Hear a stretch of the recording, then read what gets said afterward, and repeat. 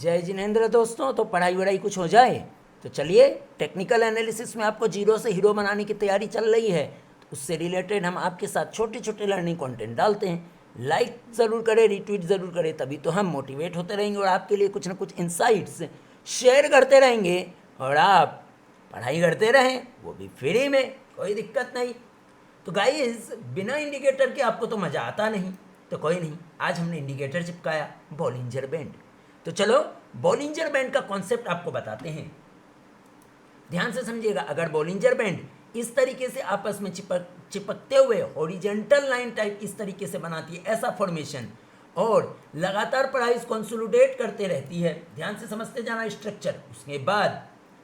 उसके बाद प्राइस जो है ऊपर के बैंड से चिपक कर चलने लगती है, तो वहां पे नजर रखना है। जैसे ही वो बॉलिंजर बैंड को ब्लास्ट करेगा काफी स्ट्रॉन्ग कैंडल के साथ, वहां से बहुत फास्ट मूव लेने का प्रयास करता है।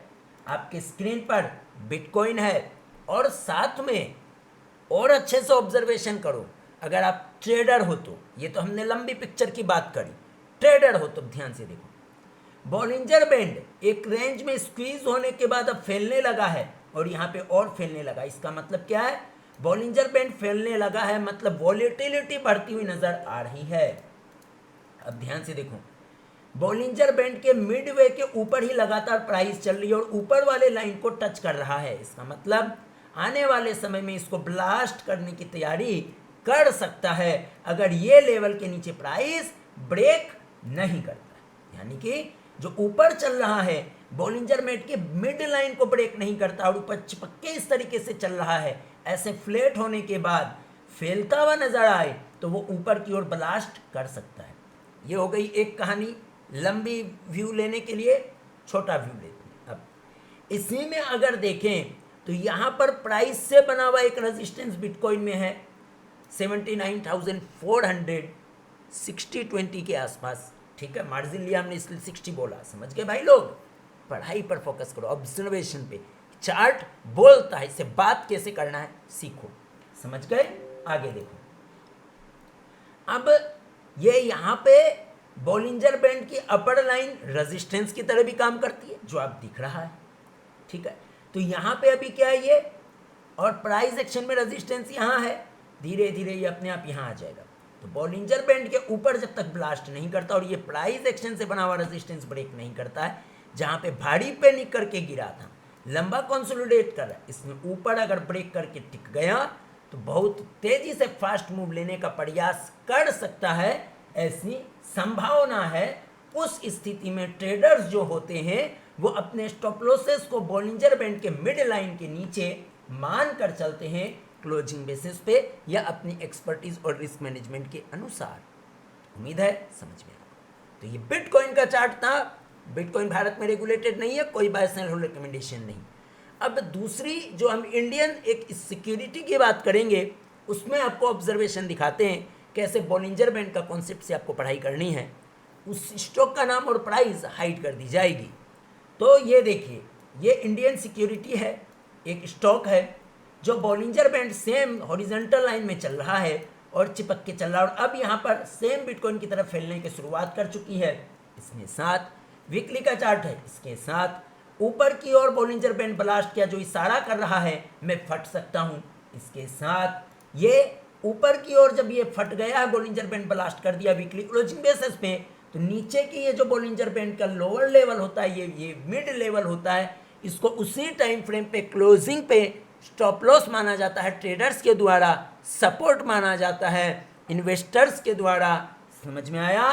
और यहाँ पे एक चीज और क्या सपोर्ट कर रही है, ध्यान से देखो, कोई नहीं आपको एनालिस्ट इतनी अच्छे से, इतनी डीपली आपको नहीं बताने वाला टेक्निकल एनालिसिस में, समझ में आया।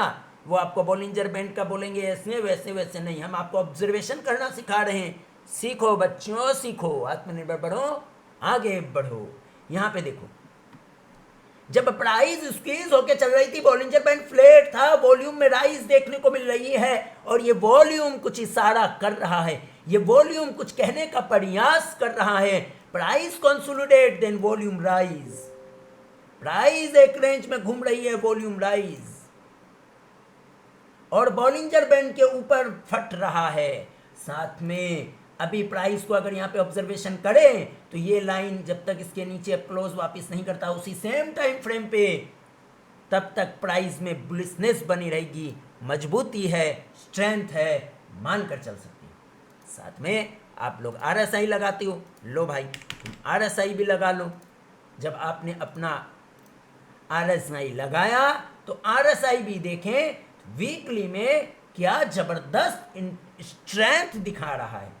समझो ध्यान से RSI वालों बच्चों, प्राइस कंसोलिडेट कर रही थी, RSI ऊपर जाते हुए नजर आया, पॉजिटिव डाइवर्जेंस बोलते शायद इसको, किताब में पढ़ लेना क्या बोलते पता चल जाएगा। 70 के आसपास और प्राइस बॉलिंजर बैंड को ब्रेक कर रहा है तो आपका स्ट्रेंथ इंडिकेटर भी कहता है कि मैं मजबूत हूं। आपका बॉलिंजर बैंड कहता है मैं मिड लाइन पे जो ट्रेडर्स होते हैं वो इसको स्टॉप लॉस मानकर चल रहे हैं। मैं बात कर रहा हूं ट्रेडर की। इन्वेस्टर कभी स्टॉप लॉस लगाकर पैसा बना पाया क्या बाजार में? कोई इन्वेस्टर वॉरेन बफे और मोतीलाल ओसवाल स्टॉप लॉस लगाकर बना क्या? रिद्धम देसाई, आशीष कचोलिया, विजय केडिया स्टॉप लॉस लगाकर वो विजय केडिया आज हैं क्या? आशीष कचोलिया के स्टॉप लॉस खेलकर आज आशीष कचोलिया जी हैं? बिल्कुल नहीं। तो इन्वेस्टर की कहानी अलग, ट्रेडर की कहानी अलग। ट्रेडर भी कैपिटल पर रिस्क मैनेजमेंट करता है और इन्वेस्टर भी कैपिटल पर रिस्क मैनेजमेंट करता है। ये सब चीजें समझ नहीं आती क्या बच्चों को?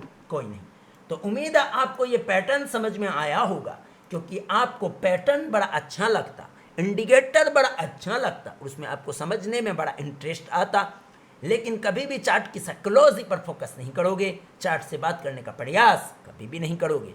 लेकिन अभी हमने आपको बताया ऐसी चार्ट की स्टडी करो, बॉलिंजर बैंड लगा दिया आपके लिए RSI का इंडिकेटर लगा दिया, मजे करो।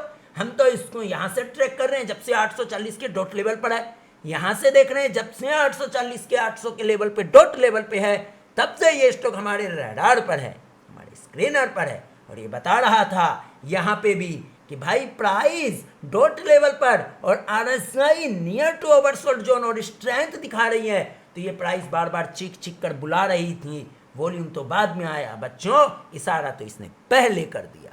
आत्मनिर्भर बनो, आगे बढ़ो।